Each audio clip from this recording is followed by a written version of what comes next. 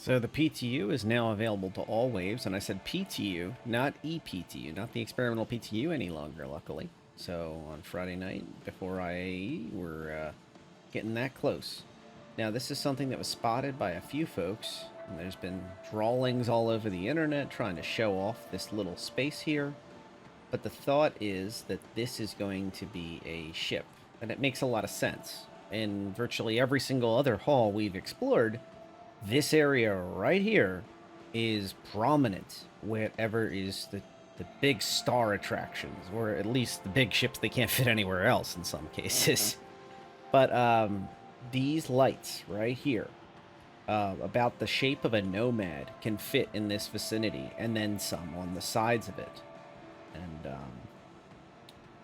the way this is looking, I think that it's going to be a ship about the size of a Nomad, but I will counter that I believe it will sit very tall, if some of the rumors are to be believed, of a type of starter ship, like advanced starter or something like that, was the thought. Because of the size and because it's an alien type of ship, it's going to be maybe a little bit on the higher end of the price tags for starter ships. I guess we'll see if the rumors are true during Alien Day, which is the first day of IAE. So we won't have to wait very long. But I thought that with this going into PTU and Apex Hall being the only hall available as the first hall, and global chat being broken right now, the server chat being broken, this gives me an opportunity to focus down this topic. And I regretted this last time because I got distracted by my friend over there, the old build of the Glaive. And I think there's multiple alien ships around us that will see their models updated over time as Squadron 42 gets closer and then eventually is released. I don't think it's worth like going on a alien spending spree. Size of a Nomad, the size of a Nomad. What is the size of a Nomad? Well, a Nomad's the size of a Nomad. It is a significantly sized ship. And if you want to talk about lighting, you can see the accent lighting is really staged back here. Technically, it could be smaller than a Nomad when we actually look at it. We saw the sneak peek in the email from CIG this week. We also are looking at a physical Nomad right now. And I can tell you that the scale and size of this single person ship with all that cargo bay on the back of it is significant. It's also fitting that we're comparing it to a Nomad because the Nomad has some interesting influences from alien-like technologies, like these floating type of grids and such instead of normal landing gears. When the Nomad first came out, there was some people who had discussion about that. Like, this doesn't seem to fit the rest of the Consolidated Outland series of ships. It almost feels like it's an alien replica, and somehow it ended up in the Consolidated Outland. But I think it's fair to say that Consolidated Outland has the ability to embrace new technologies and from anyone. And I think that's a fair point to make about the Nomad, that it certainly could fit their designs. I think that there is a lot to be said about a vessel of this class and size sporting its beautiful new tractor beam, ship tractor beam on the back here, that you use through a remote turret from sitting in the front seat.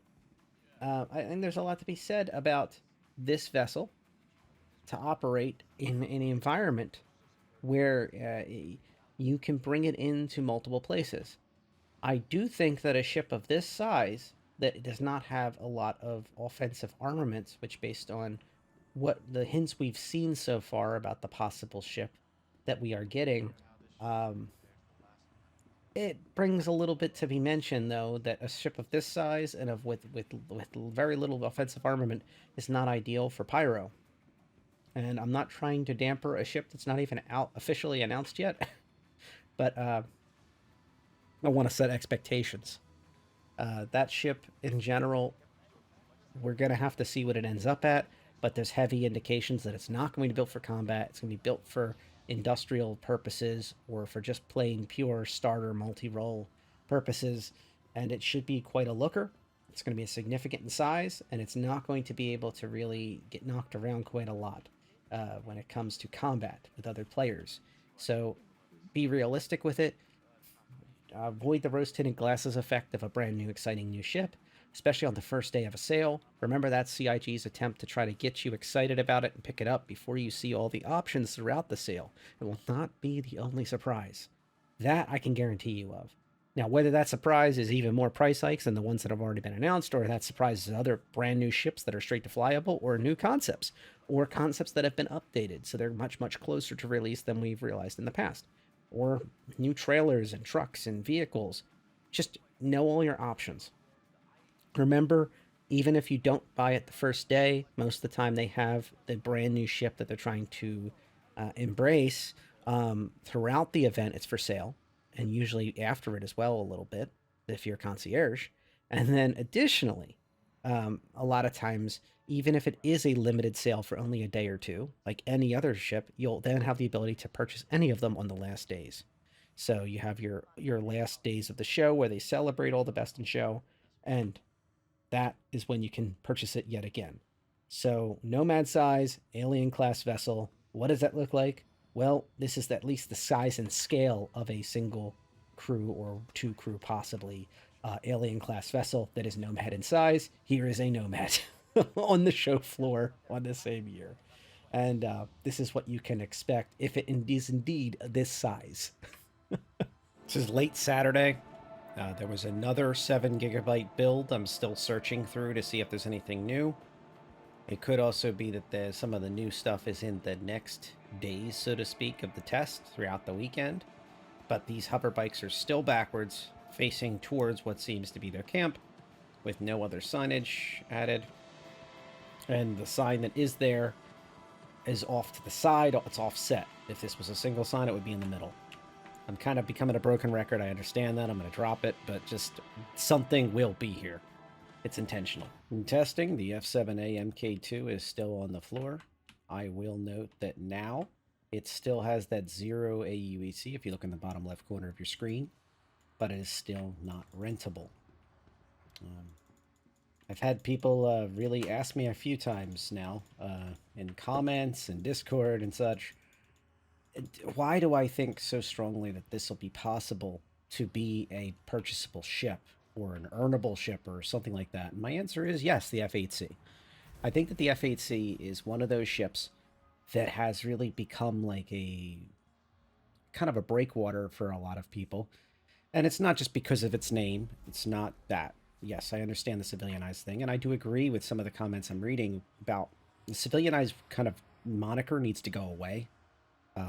We have ships in civilian hands, if you would insist on calling it that, that are CDF supporters, and maybe there should be a reputation gate to earn these in game for the A series, the UAE Navy military variants. But I think you could certainly balance them. You could argue that there's an MK3 that's in UAE Navy hands or something like that, and that would solve a lot of those issues. That with people having concerns about overpowered military vessels. I think the C moniker is fine if you insist on it, but there needs to be A models available. I think the F7A in this MK2 configuration, which is an updated style, would be certainly welcome, I think, to a lot of people over seeing this beautiful ship and giving some versatility. Right now, the F8C is hard to beat. But I think that this ship right here would certainly be in a smaller weight class, and it is in a different capacity than the Lightning, which is a heavier craft. So I'm going to give this, also, I want to note the polish on this cockpit is relatively good, but in the defense of the ship, there's not that many actionable buttons, even though it looks very good. Now, they could be disabled because we're on the showroom floor. They don't want you to be able to finagle it so it can fire or something like that. But it does have a finished, missile system, gun system, all the countermeasures and such, which is nothing new for this year. I know. But I just can't shake it when I look at that 0 UEC, that it's like a selectable ship. I'm going to let this person jump in the pilot seat if they're still running around. But I just can't shake. Come on, buddy. Go over. I just can't shake that this is something that will happen. And if I look at this ship and I see that 0 AUEC has not been removed, even though we have moved on to the PTU off of the ePTU, which still had that same, I'll call it right now, a glitch. I'm not sure if it is. You know, it doesn't have the full rent moniker, but if you look at that rental on this ghost over here, if you forget the highlight for a minute in the rent symbol, you'll notice also that it has that 0 AUAC in the bottom left corner. And this one does have that, and it has been rigged up for that capacity. I genuinely don't know if that's been something in the past or not, but especially past the F8C release and just seeing how strong that ship is, I think we're in a new era of ships, and I think CIG itself, this is getting a little meta, has greatly appreciated the sales that they have received on the F8C. And to have another taste of that kind of new money being flushed into the system would be very interesting. I know for a fact that there is many people who would appreciate an F8C becoming also another option being the F7A MK2. The same people who ran out to get those LTI F8Cs would come out in droves to get their hands on an F7A MK2 with LTI. Now, the other interesting component of this is not a lot of people have these. If you consider the body mod kit back from 2013, maybe that allows you to get an F7A MK1, or maybe they'll just sideload that into the MK2 and say, look, from now on, those expensive kits that were sold many years ago, they just give you an MK2. That's the deal. If you choose to attach the upgrade kit who on other ships, though, which would make it still exotic and etc. If you use it on any other ship aside from the regular Hornet, well, it would certainly make it different, especially the Super Hornet and the Heartseeker Super Hornet models. Would be very interesting. So I'm not trying to devalue the kit. I'm just saying that I think you could accommodate the kit and still have this ship for sale. Additionally, I think that the F7A in general is a ship that's very, very, very looked upon as a easy sale and something that they can get a lot of concierge people to purchase, mainly because the F7A is not for sale in the environments that we're talking about. On the F7A MK2, you have a product that the concierge do not already have. And that is the biggest selling feature of this ship. The biggest argument for why this ship would be possibly up for sale would be because it would get concierge off the bench and picking these up in droves. For those that have not been in testing yet at New Babbage, you're going to have a pleasant surprise. There's now a Kel-To inside Aspire Grand where you spawn. So when you come out of the habs, you come down the elevators, hang a right before you go down to the trams, and you'll see it right on your right-hand side. You can see it has Gray Cat, multi-tools, with tractor beams and cutters and such, different kinds of weapons. It's a lot like the Kel-To in Orison, where it has food, drink, some type of utility gear, weapon kit, basically everything you need inside a convenience store. And it also has what looks to be a brand new shirt. There's a Microtech shirt. You'll see one of my favorite things, the Nerf darts, the Wow Blast ammunition, which is only 3 UEC a pop for 10 of them. You can buy it right here without having to go to anywhere else. Perfect for IAE. I am very happy to see this in the game. There is a kiosk in the back. They actually sell a full set of armor that you'll also see on the mannequin at the front if you want to buy it through that, just like in the other one. And it looks like Buster the Destroyer made it in. That's an older type of candy bar. It's just Buster's, but just a little reference there. He's not making it into one. And you can see the full Venture set, which is the light armor with like the 20% damage reduction on the chest and the head. So, and the undersuit too. So you can get a full set of kit here. You can spawn now without having to go to the commons, and you can get some pretty basic good kit. I think that these quality of life improvements need to go into every single large planetary landing location and large station whenever possible. I greatly welcome this. This was a big step. Also, remember, right across the hall from here you have the hospital. So the hospital itself will give you access to the paramed gun and more advanced medical supplies. So you can get the basic med pen inside Kel-To and Oxypen, and if you need anything else, you can get it across the hall. You can see there that shirt. I think it's a nice little subdued shirt. I've long advocated for manufacturer names being added to very basic shirts, both in real life and in the game. I would love to see them where you buy it in the store and you get it in game for you get it in game as a bonus. And it's nice to see them evolve into non-manufacturers. There's a few little hints of lighting and signage and stuff.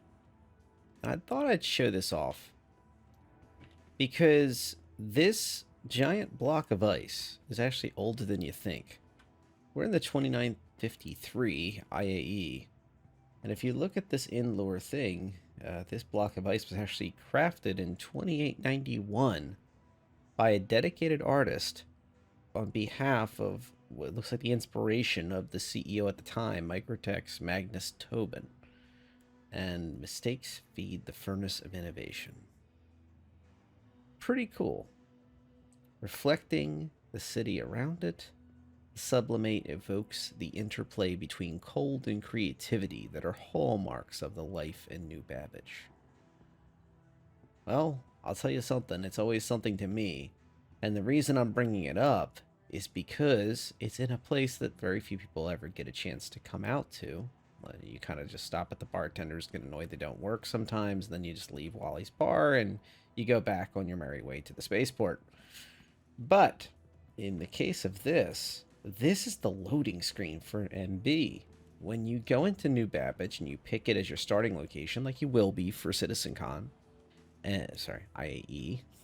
I'll just leave it in. Screw it. It's going to be this piece of ice that's sitting there with those weird palm trees. And now you understand the moral of the story. This is a place where you can wear a t-shirt and not be freezing cold. And yet, there's a giant block of ice in the loading screen next to those palm trees.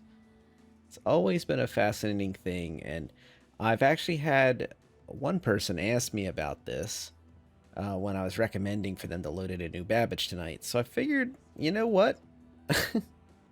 Let me just put that in the video. Because if one person asked, there's probably 10 more that just never bothered to ask, and we're curious, though. And that kind of makes it fun. That makes it worth it.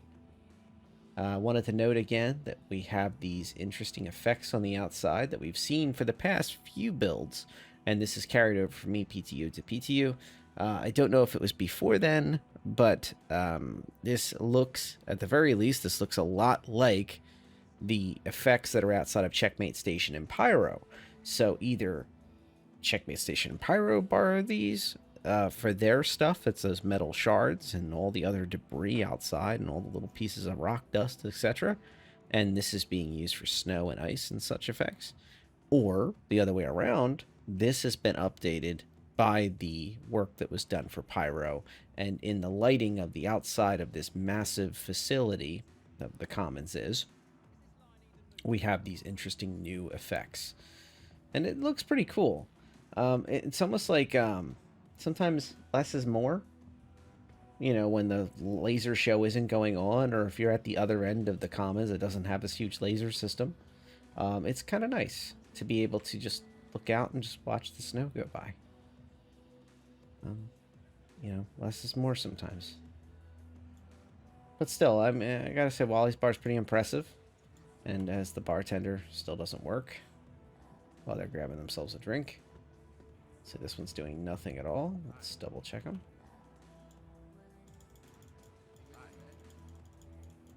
Nope. That's about it. But yeah, giant block of ice, if you're ever wondering. I guess you could technically argue it's easy to miss because you come down, you're overwhelmed by this super bright Wally's bar, and most of the time these laser lights kicking around. And you might see the little ones or something, or not even notice them. But that puppy back there, that's the impressive main event. Pretty neat. Pretty neat.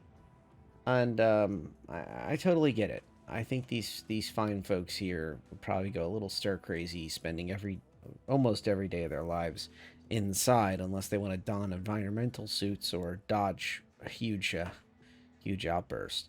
And as a reminder, I mean, most of their clothing is long sleeve. It's usually sweaters. It's usually stronger stuff that's built for these type of environments. And you know, even these dressy clothings tend to be built up a little bit more than the average. You can see the puff jackets back there. There's little bits of, you know, they can trap heat between layers and such, trying to give you a little bit of a chance outside without wearing an entire caldera suit or some other environmental suit designed to help you with the freezing cold. Yeah, really interesting thing. And yeah, glad I was able to bring you along for the ride. Wanted to note that at New Babbage Interstellar Spaceport, you have this wonderful medical elevator. The cargo elevators that we have at the event today and into next week, the IAE event, are a lot like this. So they will also be inside your hangar, and they will be something where they are an active service where you can move, in this case, it's a wounded person, into the elevator and they'll get help. In the case of the cargo elevator, it will be that they come out and they pull stuff out of your ship, or that you move stuff to the elevator. It'll be a much larger thing. And what we see at IAE is a working cargo elevator. Now, how do I know that? Well, here is a cargo elevator. So right now, the cargo elevator's already in, but it's not functional. By putting this into IAE and showing all these different vehicles in place, we can effectively see how this is actually going to look inside your hangar. So I think there's, like anything, there's always shades of story here. The cargo elevator right now is just for show, but very, very soon, this will no longer be for show, and offloading that whole cargo area will be unloaded into said elevator and then disappear. Of course, not everything is realistic. Once it goes inside that elevator, it will just be extracted into an inventory system. But these things need to be in place in order for persistent hangars to happen. So medical elevators, cargo elevators, they are very vital things, because you can't just fill an entire hangar full of every piece of cargo you've ever owned or will own. So you need to keep that in mind. Additionally, I think the next stage after cargo is going to have to be the ASOP terminals. These things have to be put in the hangars, or a new system, like we've seen in the past, suggestions that this will be added to your mobiGlas. And not just any mobiGlas, they will have the updated version of this mobiGlas that is that much more readable and feels more lived in into the environment, where ships will be delivered to your persistent hangar. And over time, your hangar will grow like the original hangar module, pre some of the changes, and you won't have to go into any website to add and remove ships. So I feel like sometimes there's some nuance lost when I throw a video at editing, and then some of it, yes, I just literally assume people know things, or I might have not added enough context. So I feel like some of these things being added to my videos as I can make them is imperative to be able to have a full picture, I think, for everybody that is new, returning, and ongoing players in this environment. So these videos are truly for every member of the community as best I can. And with that left out, I want to mention that this is probably yet another piece of my pre-IAE coverage. I am still exploring the 7 GB patch. Patch notes are still not out for what actually was changed. So if I don't find anything more, this will be the last on this video. And a reminder that the PTU is now open to all players, and that you can get yourself over to the IAE by following the signage and going over to the Tobin Exposition Center on New Babbage. And a reminder, be sure to set New Babbage as your starting destination. Once we have Squadron 42, newer renders out for these, and the build, they're going to be beautiful. again, they're already lookers, but a lot of the ships in this haul are going to benefit drastically from Squadron 42, in particular the replicas that are from the Vanduul origins. Really interesting stuff. And also, while we're at it, the Hornets, for example, that we were talking about yesterday, they're also benefiting from the Squadron 42 effect, which is going to be all these assets that just quickly come over to our beautiful game. The PU is going to get the love it deserves in 2024, and the IAE here is just more confirmation of what to see and what to expect to come. As you saw on the sign back there, it was November 17 that the event starts. Alien Day is the first day of the event, and it's going to be quite an adventure. One of the things I do want to mention is that I hope to see Jax McCleary back. Last time we spoke with him, he was all the way over in Pyro. He was on a stolen and busted up 890 jump. After stealing an Odyssey and flying over to Pyro with it, and he's been on quite some adventures. We haven't seen a preview of Jax. I strongly suspect he'll be back, and I strongly suspect that Jimmy will try to carry the show as best he can, as we know Jimmy will try. And I think Jax and Jimmy together are quite the dynamic duo. I hope to see more shows in the future on in-game Spectrum that cover these things, and I hope to see a lot of content creators also making some amazing stuff, like they always do for IAE and Invictus Fleet Week. These type of events are what really bring out the best in people. And IAE specifically, I prefer a little bit more because it doesn't have the military aspect of it, with Drake being excluded, and everybody gets confused by that and frustrated. And then also the other side of that being that only certain ships are available during Fleet Week, whereas Invictus allows you to have every single option possible that is not limited, and even then there's limited ship sales all on waves. So I can't think of one thing to really complain about. This is going to be a heck of an event. I'm looking forward to it. I'm counting the days. I'm counting the hours. The only thing that's frustrating, I guess I have one thing to complain about, is that we still have to wait a week. So that's kind of my biggest thing right now. All right. Live from the showroom floor on PTU, all backers. And we're that much closer to IAE. Have a great weekend, everybody.